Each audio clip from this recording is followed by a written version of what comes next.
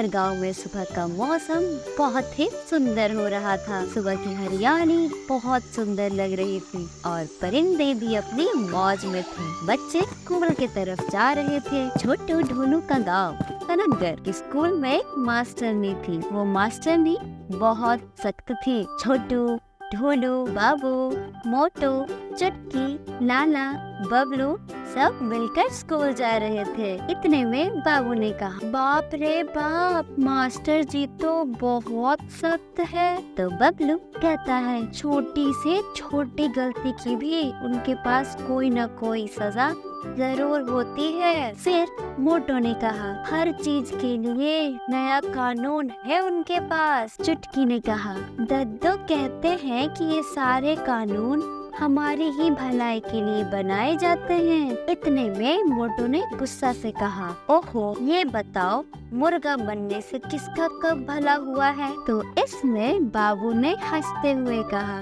हाँ हाँ, खासकर जब किसी हाथी को मुर्गा बनाया जाए तब तो उसे भलाई नहीं नाइंसाफी कहते हैं। मोटू थोड़ी देर सोचने के बाद कहता है, हाँ हाँ, इसे नाइंसाफी ही कहते हैं। और फिर तब उसे देखकर हंसने लगते हैं। स्कूल में सबने अच्छे से पढ़ाई की और किसी को डांट सुनने का मौका नहीं मिला। जब छुट्टी हुई तो सारे दोस्त साथ में घर के लिए निकले। छोटू, ढोलू, बाबू, मोटू, चुटकी, लाला, बबलू सब अपने अपने घर जाने लगे। इतने में रज्जो चाची वो सारे बच्चों के पास आई और कहा कि सारे बच्चे, आज शाम को तुम सबकी मिठाई की दावत है, सब मेरे घर आ जाना। सब बहुत खुश हुए और कहा, रज्जो चाची, हम जरूर आएंगे। ये कहकर सब अपने अपने घर चले गए। छोटू और ढोलू भी घर में आ गए और आते ही दद्दू से कहने लगे, दद्दू दद्दू, रज्जो चाची है ना? हाँ हाँ, रज्जो चाची ने हमें मिठाई की दावत दी है। सिर्फ हमें नहीं, हम सब बच्चों को बुलाया है शाम को। ये सुनते ही दद्दू खुश होकर कहते हैं, ये तो बहुत अच्छी बात है, तुम सब बच्चे चले जाना। शाम में सब बच्चे मिलकर बब्बन हलवाई के घर आए।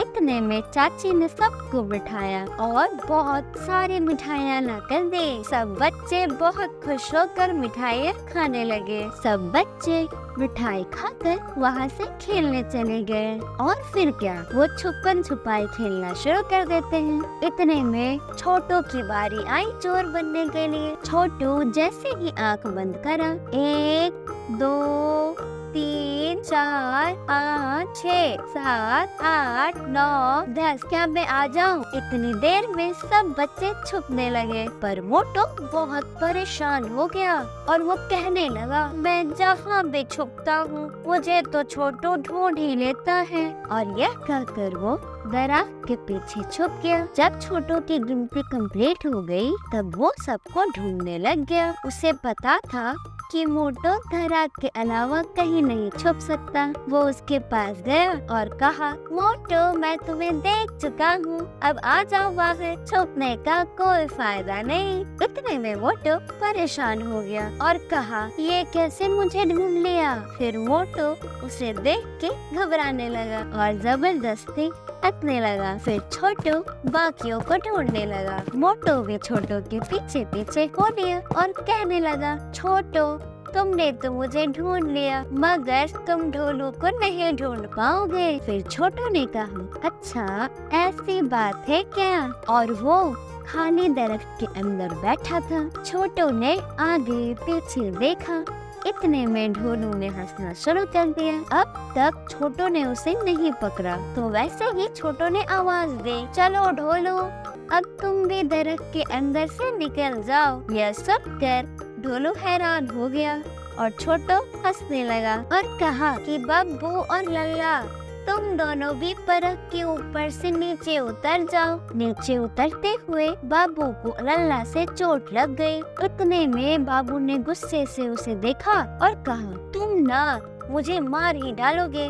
तुम्हारी इतनी हिम्मत। और उन दोनों में लड़ाई शुरू हो गई। सब ने उन दोनों को पीछे हटाया और छोटू और ढोलू ने उन्हें मना किया, बस करो, लड़ाई मत करो। इतने में बाबू की सौतेली माँ चिंकी वो आई और बाबू को डांटते हुए अपने साथ ले चली गई। यह हाल देखकर सबको बहुत अजीब लगा। लल्ला को भी उसकी सौतेली माँ का अंदाज अच्छा नहीं लगा। सब लोग एक जगह बैठ गए। छोटू और डोलू का डॉग शेरू भी वहाँ मौजूद था। बबलू भगत आया और उसने बताया कि उसका बाबा का काऊ गुम हो गई है। सब बहुत परेशान हैं। सारे बच्चे जल्दी से दूध वाले के घर चले गए। वहाँ देखा तो गाय वहाँ मौजूद नहीं थी। इतने में दद्दू भी वहाँ आया और दिया जो दद्दू की चिड़िया थी वो भी वहाँ पे आई। उसने छोटू ढोलू को अपनी तरफ ले जाने का इशारा किया। यह देखकर छोटू और ढोलू दोनों उसके पीछे गए। शेरू भी उनका पीछा करते हुए रास्ते में चला गया। रास्ते में दरोगा अंकल भी थे। उनको ढोलू और भोलू ने सब कुछ बताया और फिर क्या, वो सब साथ में चलने लगे। सब एक जगह जाकर छुप गए। ढोलू ने देखा चोर और ठग गाय के ऊपर एक कपड़ा बांध के उसे कहीं लेकर जा रहा था। फिर ढोलू ने छोटू से कहा, वह देखो वही चोर है जिसने हमारे गांव में चोरी की है। अब ये दूध वाला की गाय चोरी करके ले जा रहा है। दरोगा जी ने भी उनको देखा और परेशानी की आलम में डर से गाना गाने लग गए। जिंदगी एक सफर है सुहाना, यहाँ कल क्या हो किसने जाना। फिर छोटू ने कहा, एक तो दरोगा जी और दूसरा उनका गाना। ओ ढोलू ने कहा, हमें दद्दू को बुलाना चाहिए। तो छोटू ने कहा, इतना वक्त नहीं है कि हम उनको बोले, हम रोकने की कोशिश करते हैं। फिर वह दोनों दिया से कहते हैं कि दद्दू को बाकी गांव वालों को बुला के लाए। इतने में छोटू ढोलू ने तरकीब लगाई और उनके पास शेरू भी था। फिर वो कहते हैं क्यों ना शेरू को भेजा जाए ताकि वो उन्हें डराए। फिर शेरू ने ऐसा ही किया। वह चोर और ठग के पीछे लग गया और भौंकने लगा। यह देखकर चोर और ठग बहुत डर जाते हैं। फिर छोटू और ढोलू पीछे जाकर दूध वाले की गाय से चादर हटा देते हैं और उसे अपनी तरफ कर लेते हैं। और थोड़ी ही देर में दिया ने दद्दू और बाकी गांव वालों को बुला लिया और फिर दरोगा लपक कर उस ठग और चोर दोनों को दबोच लिया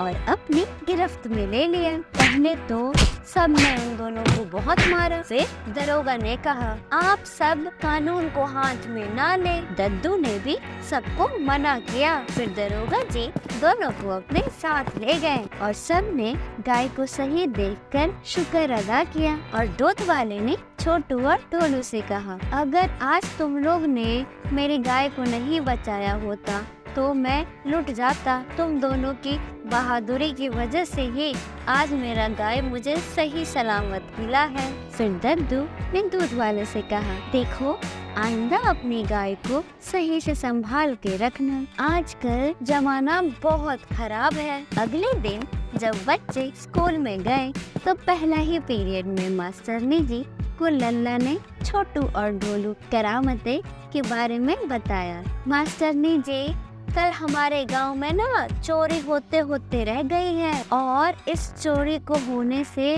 और कोई नहीं, हमारा छोटू और ढोलू ने बचाया। मास्टरनी जी हैरान हो गई और कहा, अच्छा ऐसा क्या? अच्छा सारा कहानी बताओ। तो मोटो ने सारी कहानी बताई। उसने कहा, मास्टरनी जी, चोर हमारे बाबा की गाय चुरा के ले जा रहा था तो छोटू और ढोलू ने उस चोर और ठग को वहाँ देख लिया। वो ना गाय के ऊपर चादर डाल के ले जा रहा था। तो छोटू ढोलू ने भी अच्छी तरकीब लगाई और उनको पकड़ लिया। और फिर सारे गांव वाले छोटू और ढोलू से बहुत खुश हुए। तो मास्टरनी जी भी उनकी बातें सुनकर बहुत खुश हुई और कहा, शाबाश छोटू और ढोलू, तुम दोनों ने तो वाकई बहुत अच्छा काम किया है। सारे बच्चों, आप सब भी सुन लो, दूसरों की मदद करना बहुत ही अच्छी बात है। तुम सबसे भी जितना हो सके सबकी मदद किया करो। फिर मास्टरनी जी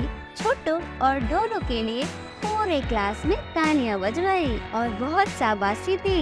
यह सब देखकर छोटू ढोलू और बाकी सारे क्लास के बच्चे बहुत खुश हुए और सबने कहा, हाँ हाँ, हम भी सबकी मदद करेंगे। जब भी जैसे भी हो, हम जरूर मदद करने की कोशिश करेंगे।